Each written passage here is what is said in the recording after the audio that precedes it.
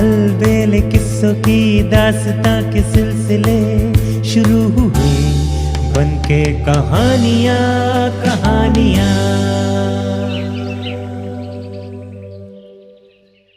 एक कहानी ऐसी भी। आज की कहानी है अनजान सहायक। काशी यात्रा के अगले पड़ाव में गंगाराम पटेल और बुलाखीराम एक नए नगर में पहुंचे और रात्रि को वहां विश्राम किया। इस दौरान बुलाखीराम ने जो अद्भुत दृश्य देखा वो कुछ इस प्रकार था। बुलाकी ने एक चौराहे पर देखा कि एक रथ में एक सुंदर नौजवान बैठा हुआ था। उसके साथ ही एक सुंदर सी स्त्री बैठी हुई थी। कुछ देर तक दोनों में वार्तालाप हुआ। फिर स्त्री उतरी और बिल्ली बनकर एक झाड़ी में चली गई। बुलाकी ये दृश्य देखकर लौटा तो उसने गंगाराम पटेल से इस बात का रहस्य बताने को कहा। रोज की तरह तब भोजन उपरांत सोने के समय गंगाराम ने उसके इस प्रश्न का जवाब दिया। गंगाराम ने कहा, बुलाखीराम, इस शहर में श्रीधर नाम का एक रईस आदमी रहता था। उसकी इकलौती संतान है, उसका बेटा किशोरलाल। श्रीधर ने अपने एक घनिष्ठ मित्र की बेटी सौदामिनी के साथ उसका रिश्ता बचपन में ही तय कर दिया था। किशोर और सौदामिनी की शादी मात्र 5 वर्ष की आयु में हो गई थी। श्रीधर का विचार था कि जब उसका बेटा युवा हो जाएगा तो उसका गौना कराकर बहू को घर में ले आऊंगा। वक्त गुजरता गया। किशोर की उम्र 18 वर्ष की हो गई। तब एक दिन श्रीधर ने बहू का गौना कराने के लिए किशोर को उसकी ससुराल भेजा। बहू को लाने के लिए किशोर रथ सजाकर अपने नगर से निकला। अभी उसका रथ नगर से निकल भी नहीं पाया कि न जाने किधर से एक काली बिल्ली प्रकट हुई और उसका रास्ता काट झाड़ियों में लोप हो गई।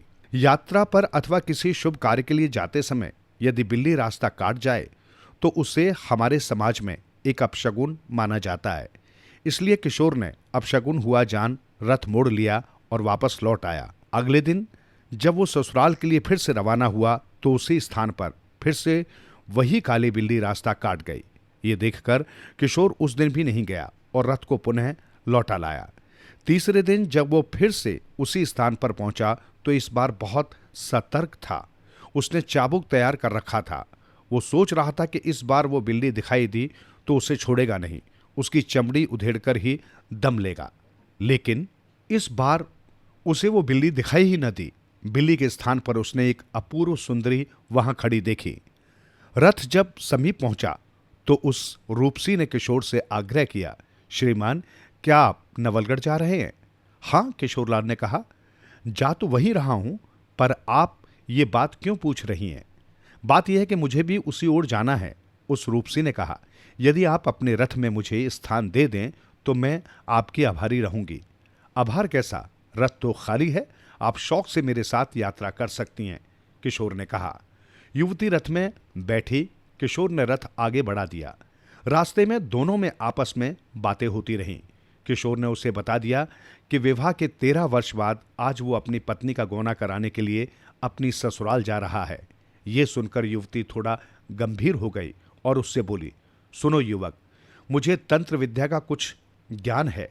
इस थोड़े से अरसे में मैंने तुम्हारे चेहरे का अध्ययन करके ये निष्कर्ष निकाला है कि शीघ्र ही तुम किसी मुसीबत में फंसने के लिए जा रहे हो। कैसी मुसीबत? किशोर ने आश्चर्य से पूछा।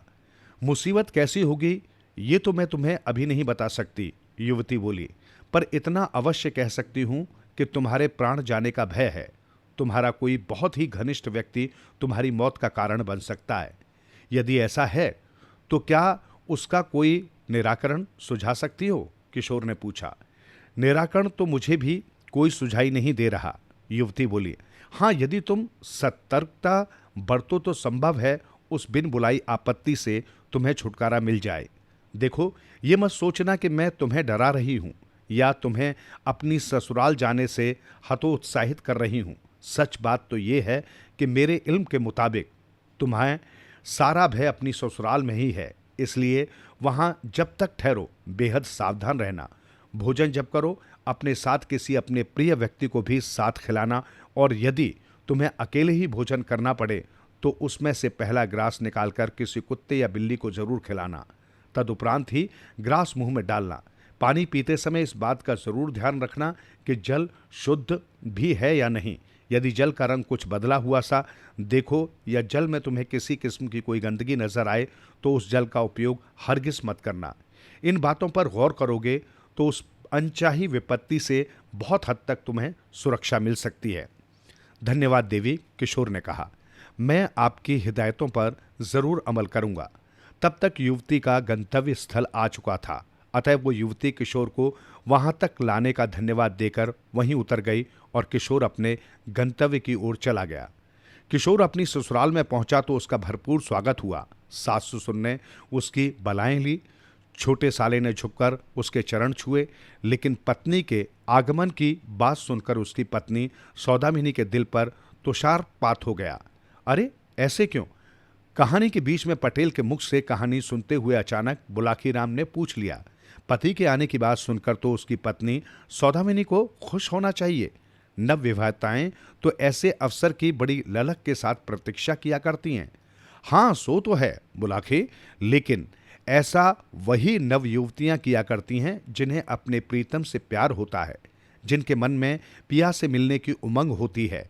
किशोर की पत्नी सौदामिनी के मन में अपने पति से मिलने की उमंग ही नहीं थी। बात दरअसल ये थी कि जवान होते ही सौदामिनी पथभ्रष्ट हो गई थी। उसके संबंध शहर कोतवाल से बन गए थे। पति के आने से उसे इस बात का भय होने लगा कि अब वो अपने प्रेमी कोतवाल से कैसे मिल सकेगी। आगे क्या हुआ? बुलाखी ने पूछा। आगे ये हुआ कि पति के आगमन का समाचार सुनकर सौदामिनी अपने प्रेमी कोतवाल से एकांत में मिली और उससे कहा, तुम्हारा वियोग मुझसे सहा नहीं जाएगा प्रिय। तुम कोई ऐसा उपाय सोचो जिससे कि मुझे अपने पति के साथ जाना न पड़े। सौदामिनी, उसकी बात सुनकर उसका प्रेमी कोतवाल बोला, जाना तो एक न एक दिन तुम्हें अपने पति के साथ पड़ेगा ही, क्योंकि तुम्हारा उसके साथ विवाह हो चुका है। हाँ, कुछ दिन और यहाँ रुक जाओ, इस विषय में जरूर कुछ किया जा सकता है। तो फिर करो ना कोई उपाय। मैं अधिक से अधिक समय तुम्हारे साथ बिताना चाहती हूँ, सौदामिनी व्यग्रता से बोली। कोतवाल तब उसे एक पुड़िया पकड़ा दी और कहा, इस पुड़िया में एक ऐसा जहर है जिसके खाने से आदमी की मौत बहुत धीरे धीरे होती है, परंतु अगर इसकी मात्रा कुछ ज्यादा खिला दी जाए तो व्यक्ति तत्काल मृत्यु को प्राप्त हो जाता है। तुम्हें जैसे ही अवसर मिले इस पुड़िया में से कुछ मात्रा उसके भोजन में मिला देना, तब वो गंभीर रूप से बीमार हो जाएगा। जाहिर है ऐसी हालत में वो कुछ समय तक तुम्हें अपने घर नहीं ले जा सकेगा। तब हम आज की तरह कुछ दिन तक अपने मिलन का आनंद ले सकेंगे। सौदामिनी ने वो जहर की पुड़िया ले ली और उसे लेकर घर चली आई। अब वो इस मौके की तलाश में रहने लगी कि कब अपने पति को वो जहर खिला सके। उस रात किशोर की सास ने उसके लिए बड़े स्वादिष्ट व्यंजन तैयार कर उसे परोसे। किशोर तो सावधान था ही। उसने भोजन के समय अपने छोटे साले को अपने साथ खाने पर बिठा लिया। अतः सौदामिनी की योजना धरी की धरी रह गई। रात को दोनों अपने मकान के ऊपर बने एक एकांत कमरे में सोने चले गए। अगले दिन प्रातः जब किशोर उठा तो शौच जाने से पूर्व उसने अपनी पत्नी से पानी मांगा। किशोर की आदत थी कि वो सुबह उठकर सबसे पहले जल पीता था। सौदामिनी को मौका मिल गया। उसने लोटे में जल भरा और पुड़िया खोलकर उस जल में उड़ेल दी। फिर लोटा लाकर किशोर को थमा दिया। तभी अचानक किशोर को कुछ काम याद आ गया। उसने लोटे को वहीं रख दिया और अपने कमरे में चला गया। संयोगवश उसी समय सौदामिनी का छोटा भाई वहां आ पहुंचा। उसे प्यास लगी थी, अतः जब उसने लोटे में जल भरा देखा तो बिना किसी हिचकिचाहट के लोटे का सारा जल पी लिया। जैसे कि अपेक्षित था, जल पीते ही उसकी हालत बिगड़ गई और देखते ही देखते उसने दम तोड़ दिया। सौदामिनी ने जब अपने भाई को मरा देखा तो उसके हाथों के तोते उड़ गए। वो सन्न सी रह गई, लेकिन फिर उस दुष्टा ने इसका दोष अपने पति पर ही मढ़ दिया। वो चीखने लगी, अरे लोगों दौड़ो, पकड़ो इस दुष्ट को, देखो इस दुष्ट पापी ने क्या कर डाला। इसने मेरे छोटे भाई को गर्दन दबाकर मार डाला है। उसकी पुकार सुनकर सारे घरवाले और पड़ोसी इकट्ठा हो गए। ये सब देखकर किशोर के हाथ पांव फूल गए। उसने वो लोटा उठाकर एक ऊंचे स्थान पर रख दिया और लोगों को अपने विषय में सफाई देने लगा कि मैंने ये दुष्कर्म नहीं किया है। लेकिन कौन उसकी बात का यकीन करता। सबने मिलकर किशोर को पीटना शुरू कर दिया। स्थिति बिगड़ गई तो किसी व्यक्ति ने कोतवाली में जाकर शहर कोतवाल को सूचित कर दिया। तब नवलगढ़ की पुलिस किशोर को पकड़कर ले गई और उस पर कत्ल का इल्जाम लगाकर उसे कैद खाने में बंद कर दिया। बेचारा किशोर आया तो था अपनी पत्नी का गौना कराने और यहाँ आकर फंस गया एक कत्ल के केस में। अब किशोर को वो युवती याद आने लगी जिसने उसे किसी भावी मुसीबत से सतर्क रहने के लिए सावधानी बरतने को कहा था। किशोर ने सावधानी तो बेशक बरती थी, किंतु जो होनहार था वो होकर ही रहा। सारी रात कैद में रहते हुए नाना प्रकार के ख्याल उसे आते रहे और वो तरह तरह की आशंकाओं के भंवर में डूबता उतरता रहा। सुबह हुई तो उसे ये देखकर सुखद आश्चर्य हुआ कि वो युवती उसकी सहायता के लिए वहां आ पहुंची थी। उसके साथ एक वकील था। वकील ने किशोर की जमानत का न्यायाधीश द्वारा लिखा एक आदेश कोतवाल को दिखाया और किशोर को कैद खाने से आज़ाद करा लिया। कोतवाल को उम्मीद नहीं थी कि किशोर को इतनी जल्दी जमानत मिल जाएगी। वो तो उस पर न जाने कितने केस थोपने का मन बना चुका था, लेकिन उस युवती ने उसकी सारी योजना धूल में मिला दी थी। न्यायाधीश का आदेश था, अतः उसे किशोर को जमानत पर छोड़ना ही पड़ा। बुलाखी उस प्रदेश में जहां किशोर का कोई मददगार न था, वो युवती एक फरिश्ता बनकर किशोर की जिंदगी में आई।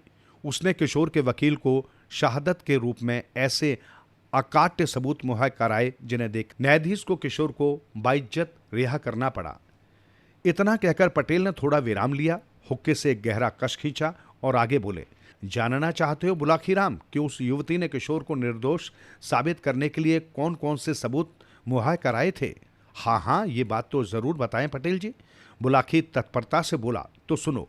पहला सबूत तो उस युवती ने ये उपलब्ध कराया कि उसने सौदामिनी के मृत भाई की शारीरिक जांच करवाई। जांच से यह सिद्ध हुआ कि मृतक की मौत जहर पीने से हुई थी, न कि उसकी गर्दन दबाने से। हत्या प्राण की गर्दन पर भी किशोर के हाथों के निशान नहीं मिले थे। दूसरे, उस लोटे में भरे जल का भी परीक्षण कराया जिसके पीने से मृतक की मौत हुई थी। लोटे में अभी भी कुछ जल शेष रह गया था। उसके परीक्षण से यह सिद्ध हो गया कि लोटे में भरे उस जल में वो पुड़िया भी बरामद हो गई जिसमें जहर रखा गया था। पुड़िया में जहर का कुछ अंश अब भी शेष था। परीक्षण से साबित हो गया कि ये वही जहर था जिसके कारण हत्या प्राण को अपने प्राणों से हाथ धोने पड़े। जब और भी विस्तृत जांच की गई तो ये भी पता चला कि जहर स्वयं सौदामिनी ने किशोर के लोटे के जल में डाला था। ये भी पता चल गया कि वो जहर की पुड़िया उसे किसने उपलब्ध कराई थी। तो कोतवाल भी संदेह के घेरे में आ गया और सौदामिनी और उसके अवैध संबंधों की जानकारी भी प्रकाश में आ गई। इस पर न्यायाधीश ने सौदामिनी को गिरफ्तार करने और कोतवाल को उसकी मदद करने के आरोप में उसके विरुद्ध जांच करने के आदेश जारी कर दिए। ये सब इतनी तेजी से हुआ कि मात्र 14 दिन में ही सारा केस हल हो गया। बरी हो जाने पर जब किशोर ने आभार व्यक्त करने के लिए उस युवती की खोज की तो वो उसे कहीं भी न मिली। तब वो उदास भाव से अपने नगर को चल पड़ा। जब वो अपने नगर की सीमा में दाखिल हुआ तो उसे देखकर बेहद आश्चर्य हुआ कि वो युवती उसी स्थान पर खड़ी थी जहां वो उससे पहली बार मिली थी। किशोर रथ से नीचे उतरा और श्रद्धापूर्वक उस स्त्री को नमन किया। उसने बड़े सम्मान के साथ उसे रथ में बैठाया और बहुत देर तक उसका आभार प्रकट करता रहा।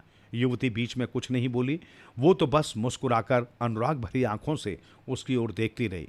जब वार्तालाप समाप्त हो गया तो वो रथ से नीचे उतरी और एक बिल्ली का रूप धारण कर एक झाड़ी में लोप हो गई। कहानी को समाप्त करते हुए पटेल ने बुलाखीराम से कहा, बुलाखीराम, आज जो तुमने दृश्य देखा था वो उसी समय का था। वो स्त्री और कोई नहीं थी, वही थी जिसने किशोरलाल की मदद की थी और रथ में बैठकर युवक स्वयं किशोरलाल था। उम्मीद है तेरी जिज्ञासा शांत हो गई होगी। नहीं पटेल जी, बुलाखी बोला, मेरी जिज्ञासा शांत नहीं हुई। ये तो किसी रहस्यमय कथानक के अधूरे समापन की सी बात हो गई। मुझे तो ये बताइए कि वो रहस्यमय महिला आखिर थी कौन? उसने किशोरलाल की इस तरह मदद क्यों की थी? किशोरलाल में किशोर की पत्नी पर क्या बीती? उसके प्रेमी कोतवाल का क्या हर्ष हुआ? आदि आदि। सुन बुलाखी, पटेल बोला, मैं कोई भविष्यवक्ता तो हूं नहीं जो ये बात बता सकूं कि भविष्य में सौदामिनी और कोतवाल पर क्या बीतेगी, उन्हें मौत की सजा मिलेगी या उन्हें रिहा कर दिया जाएगा। हाँ, रहस्यमय स्त्री के बारे में जो कुछ मैंने सुना है वो तुझे बताता हूँ। बुलाकी, पूर्व जन्म में इस स्त्री के पति ने इसे धोखा देकर किसी अन्य स्त्री के साथ विवाह रच लिया था। इस घटना से इसे इतना दुख पहुंचा कि इसने यह लोक ही त्याग दिया और अदृश्य रूप में रहकर हर उस नौजवान की मदद करने का निश्चय कर लिया जो या तो विवाह के पश्चात इस पथ से अपनी पत्नी को लेकर गुजरते हैं या फिर अपनी नव विवाहिता को लिवाने जा रहे होते हैं। बुलाकी, किशोर के साथ घटी ये घटना कोई नई नहीं है। इससे पूर्व भी वो अनजानी सहायिका कई अन्य नौजवानों की मदद कर चुकी है। विश्वास न हो तो यात्रा से लौटकर इस नगर के लोगों से पूछ लेना। यहाँ तुम्हें अनेक प्रत्यक्षदर्शी मिल जाएंगे। और बस अब और सवाल पूछने बंद कर दे। रात आधी से ज्यादा बीत गई है, सुबह उठकर फिर से अपनी यात्रा पर चलना है, कहकर गंगाराम ने आंखें मूंद ली। बुलाकी भी करवट बदलकर सो गया। रात बीतती रही।